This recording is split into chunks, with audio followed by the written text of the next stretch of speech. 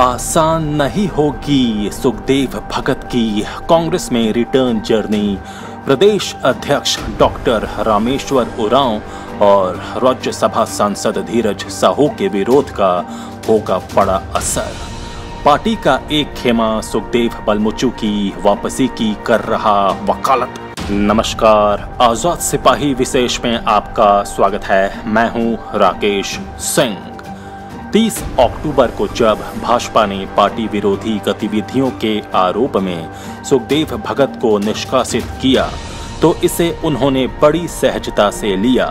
निष्कासन पर उनके बोल थे धन्यवाद भाजपा, और इसके बाद उन्होंने चुप्पी साध ली। हालांकि उनके दिल में कहने के लिए बहुत कुछ था, पर वो जानते थे कि इस समय कम बोलना ही उनके लिए अच्छा है। दरअसल सुखदेव भगत को भाजपा के इस कदम का पूर्वानुमान था और वो इसकी प्रतीक्षा कर रहे थे।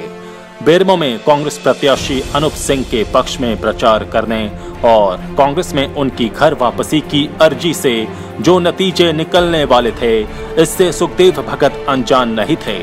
और भाजपा ने जब उन्हें पार्टी से निकाला तो सुखदेव भगत बंधन मुक्त हो चुके थे। अब वो कांग्रेस में अपनी वापसी की राह पर और गंभीरता से काम कर रहे हैं। हालांकि उनके लिए ये रिटर्न जर्नी आसान नहीं होगी।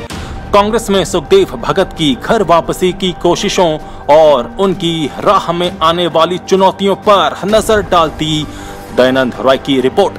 राजनीति की शतरंज पर किसी राजनेता का हर दांव सही पड़े, ऐसा बहुत कम होता है।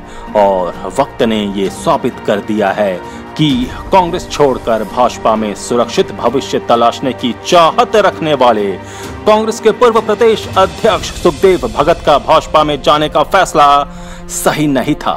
उनके साथ भाजपा में गए मनोज यादव और आजसू में गए प्रदीप बलमुचू और राधा कृष्ण किशोर का भी फैसला राजनीतिक दृष्टि से गलत साबित हुआ। इसलिए जब डॉक्टर अजय कुमार आप छोड़कर कांग्रेस में वापस आए तो सुखदेव भगत के साथ प्रदीप बलमुचू ने भी कांग्रेस में वापसी की अर्जी डाल दी। और सुखदेव भगत ने बेरमो में अनूप सिंह के पक्ष में प्रचार करके ये बता दिया कि भाजपा में वो जरूर गए थे, पर दिल से कांग्रेसी ही हैं। कई रोड़े हैं सुखदेव भगत की राह में। कांग्रेस में सुखदेव भगत की वापसी की राह में कई रोड़े हैं। पहली कठिनाई तो लोहरदगा विधानसभा सीट है।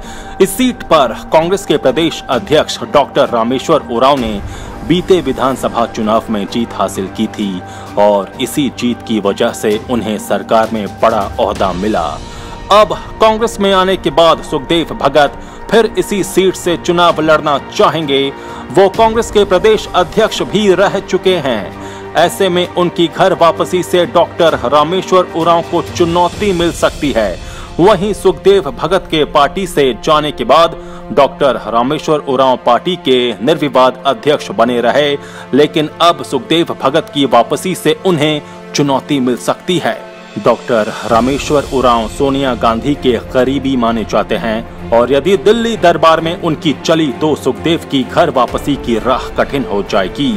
उनकी तरह ही प्रदीप बलमुचू भी कांग्रेस में वापसी की आस लगाए हुए हैं। बीते विधानसभा चुनाव में घाटशिला सीट से टिकट नहीं मिलने पर उन्होंने आजसू का दामन थामा था, लेकिन जल्द ही उन्हें समझ आ गया कि आजसू में उनके रहने या नहीं रहने से कोई अंतर नहीं पड़ने वाला है। आजसू में उनका कोई भविष्य नहीं है। वर्ष 2019 के विधानसभा चुनाव में सुखदेव भगत का टिकट काटकर पार्टी ने प्रदेश कांग्रेस अध्यक्ष डॉक्टर रामेश्वर उरांव को उम्मीदवार बनाया था।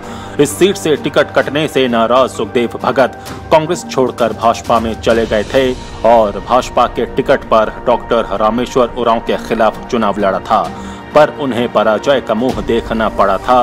विधानसभा चुनाव के नतीजे आने के बाद से ही सुखदेव भाजपा में बहुत सक्रिय नहीं दिख रहे थे।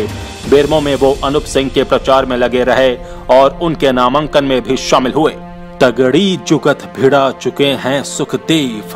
पहले बैंक और बाद में राज्य प्रशासनिक सेवा के अधिकारी का पद छोड़कर राजनीति में आने वाले सुखदेव भगत कांग्रेस में वापसी के लिए तगड़ी चुकत भिड़ा चुके हैं। इसके लिए वे बीते माह ही कांग्रेस के प्रदेश प्रभारी आरपीएन सिंह और सोनिया गांधी के राजनीतिक सचिव अहमद पटेल से मिलकर आए हैं। उन्हें उम्मीद है कि कांग्रेस आलाकमान की सहमति मिलने के बाद जिस तरह डॉक्टर अजय कुमार की घर वापसी हुई है वैसे ही उनकी भी हो जाएगी। हालांकि कांग्रेस के प्रदेश अध्यक्ष डॉक्टर रामेश्वर उरांव और सांसद धीरज साहू उनकी वापसी के पक्षधर नहीं हैं, लेकिन कांग्रेस में एक धड़ा ऐसा भी है जो सुखदेव भगत की वापसी चाहता है और मानता है कि इससे कांग्रेस को मजबूती मिलेगी, क्योंकि प्रशासनिक और राजनीतिक दोनों अनुभवों में सुखदेव न केवल लैस हैं बल्कि समय के साथ अधिक परिपक्व भी हुए हैं। झारखंड की राजनीति के जानकारों का कहना है कि सुखदेव भगत की राजनीति का केंद्र लोहरदगा है। उन्होंने इस क्षेत्र से सांसद बनने का भी प्रयास किया था पर हार गए थे। लोहरदगा कांग्रेस का गढ़ माना जाता है। हालांकि वो यहां से भाजपा विधायक सधनु भगत को हराकर राजनीति में आए थे। वर्ष 2019 में लोहरदगा सीट से लोकसभा चुनाव लड़कर सुखदेव भगत ने अपना कद और बड़ा करने की कोशिश की थी। चुनाव में उन्होंने भाजपा के सुदर्शन भगत को भीतरघात के बावजूद कड़ी टक्कर दी थी। लोहरदगा में प्रधानमंत्री नरेंद्र मोदी की चुनावी सभाओं के बाद लोगों को लग रहा था कि सुखदेव भगत अपनी जमानत भी नहीं बचा पाएंगे, पर उन्होंने सुदर्शन भगत को कड़ी चुनौती दी। एक दूसरी वजह यह है कि सुखदेव भगत का पैतृक आवास भी लोहरदगा है और यहाँ की माटी से वो अच्छी तरह परिचित हैं। ऐसे में यदि वो कांग्रेस में वापस आते हैं तो यहाँ उनके लिए राजनीति में स्कोप ज्यादा है। इधर कांग्रेस में सुखदेव भगत के शामिल होने की बाबत पार्टी के प्रदेश अध्यक्ष डॉक्टर रामेश्वर उरांव ने कहा कि वो इस संबंध में मीडिया में कोई बयान नहीं देंगे। उन्हें जो कुछ भी कहना है दिल्ली में पार्टी आलाकमान को कहेंगे। जाहिर है कि डॉक्टर रामेश्वर उरांव इस संबंध में कुछ बोलना नहीं चाहते, पर उनके और सुखदेव भगत के बीच जो शीत युद्ध चल रहा है वो सुखदेव भगत की वापसी से जोर ही पकड़ेगा। आजाद सिपाही के विशेष में अभी इतना ही। खबरों की और भी अधिक जानकारी के लिए आप पढ़ते रहिए अपना लोकप्रिय दैनिक अखबार आजाद सिपाही। आप हमारे इस YouTube चैनल को जरूर सब्सक्राइब करें। आप हमारे Facebook पेज को भी जरूर लाइक करें। जुड़े रहिए आजाद सिपाही के साथ। धन्यवाद।